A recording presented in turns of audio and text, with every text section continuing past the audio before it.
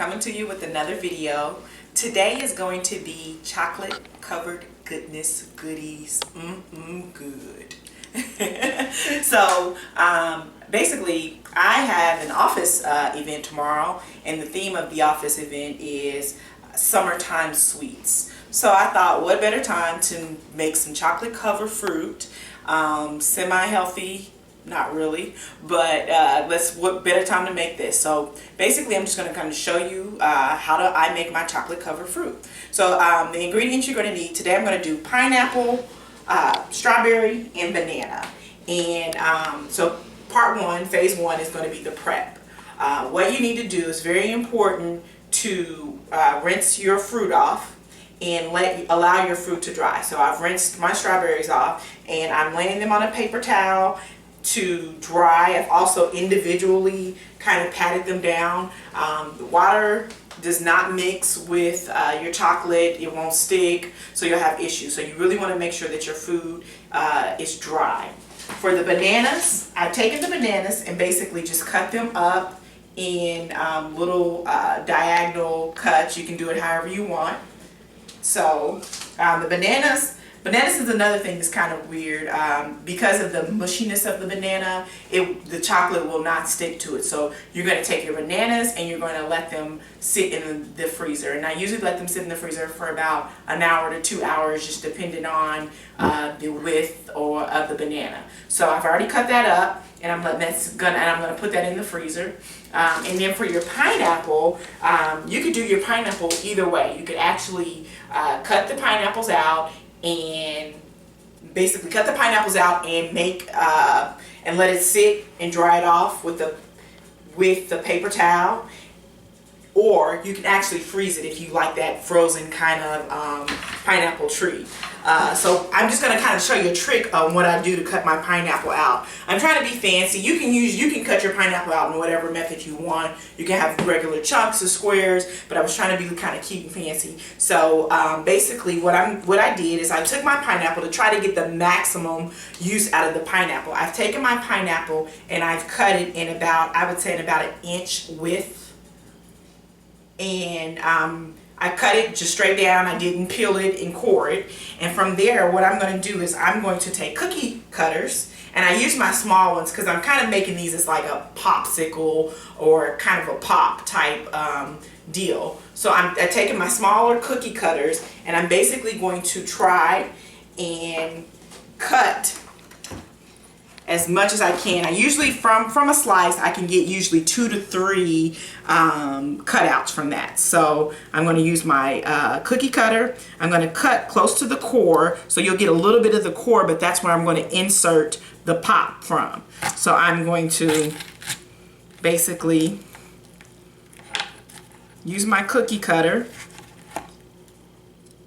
and get the pineapple out if it actually ever wants to come out. And you see the core is right there, so it's just a little tiny piece of the core. I'm going to take my toothpick, I'm going to stick it in, and that's going to be my pop. So basically that's all I do, and I'll get another cut out of that. So you see all my little cutouts. I got my pineapple, I got my strawberry, and my bananas, and I'm going to allow that to sit for a couple of an hour. Basically I'm going to basically try to work out while it sits and dries. I'm going to put another paper towel over the top, and then when we come back, we're going to make the chocolate. So I'll show you part 2 of how to make the chocolate and how I dip it when we come back. See you after my workout. Bye. Okay, so I'm back, finished working out. Whew, tired. So finished working out, take a shower. It's probably been about 1.5 hours. So I've let my fruit sit out to dry out a little bit, and I am ready to get started. So sidebar, use your time effectively. Phase this out. This process is not as, it's a pretty lengthy process. It's 2 to 3 hours. Sometimes I do this to prep the day before. Whatever works with your time, your schedule, your life, do it. So back to the programming. So starting the ingredients, I am going to use a Almond Bar chocolate flavor coating. I like the Almond Bar. I'm also going to use the Hershey's semi-sweet chocolate chips. I'm going to use some vegetable shortening and parchment paper. So I'll basically show you how to do this.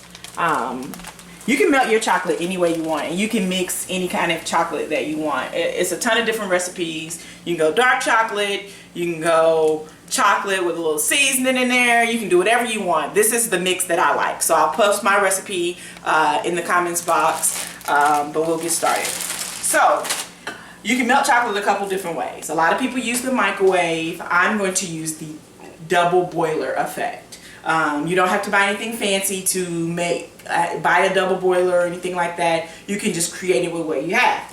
I'm just going to use a pot and a glass bowl. So the thing is having a bowl that fits inside of the pot. I've already got my boiling water. I'm going to take my pot and I am going to put that in, and I'm going to turn my heat down to low while my chocolate is melting.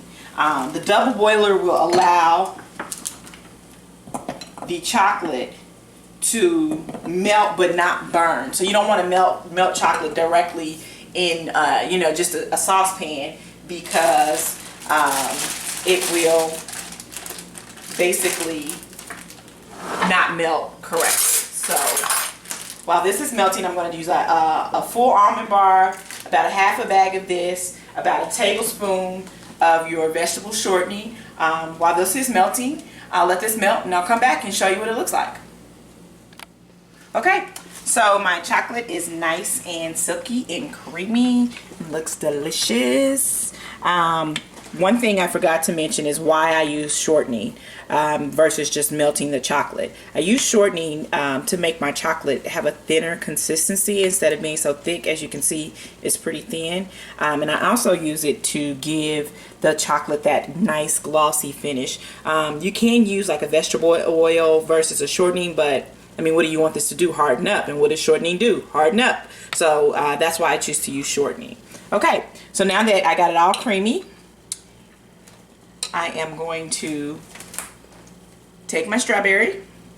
I'm going to grab it by the ends, and I'm simply just going to dip it, give it a little twirl,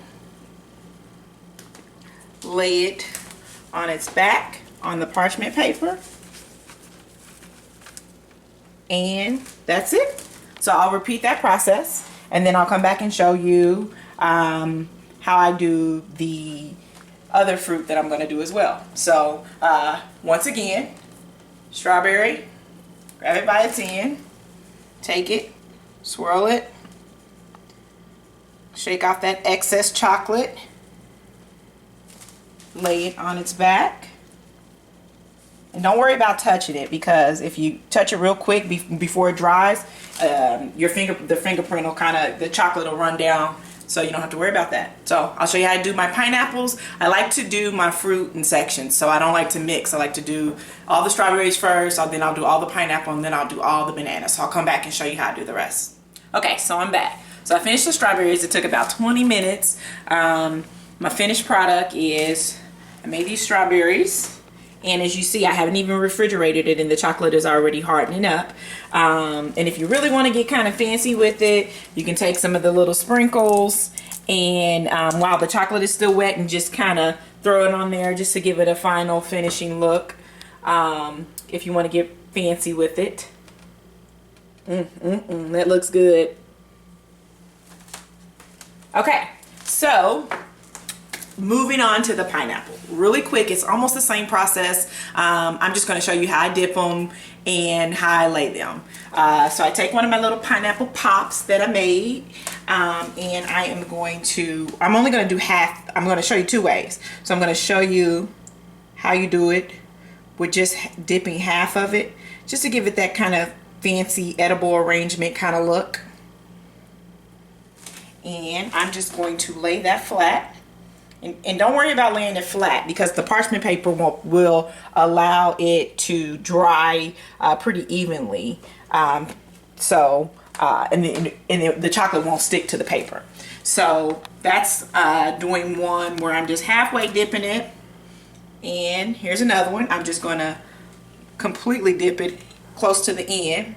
And make sure you give it that shake. You know, if you don't shake the excess chocolate off, you'll have a big hunk of chocolate, and nobody wants that. So I'm kind of covering most of that up, and I'm going to lay that flat. So I'll repeat that process, and I will come back with the bananas. Okay, finish the pineapple. So that took about 15-20 minutes as well. As you can see, I'm running out of counter space. I decided to get fancy with it and put a little sprinkles on a few of the pineapple, but this is the finished product. As you can see, it's hardening up as well. So moving on to my very last one is banana. And I'm hoping not to get chocolate crazy. Usually when I have leftover chocolate, I try to dip everything. So I'm trying not to get chocolate crazy. I just took my bananas out the freezer. The bananas have been in the freezer probably about 2.5–3 hours. So I'm just going to take a banana stick, nicely frozen stick, and going to dip in the chocolate. Shake off, same process. And I'm going to lay on the side and let it dry. So the bananas will harden up quicker because they're frozen. So as soon as those harden back up, I'm going to put those back in the freezer, and I'm going to serve those from the freezer. So when I take them to work, I'm put them in the freezer, and when it's time to serve, I'll take them out of the freezer. I will do the same, and the rest of the things will go in the refrigerator. So that's basically it. Thank you guys for watching. Remember, I know I can do it, so you can do it. Anytime you see something, just start Googling it, YouTubing it, and you can do it. Have a good one. Thanks for watching. Bye.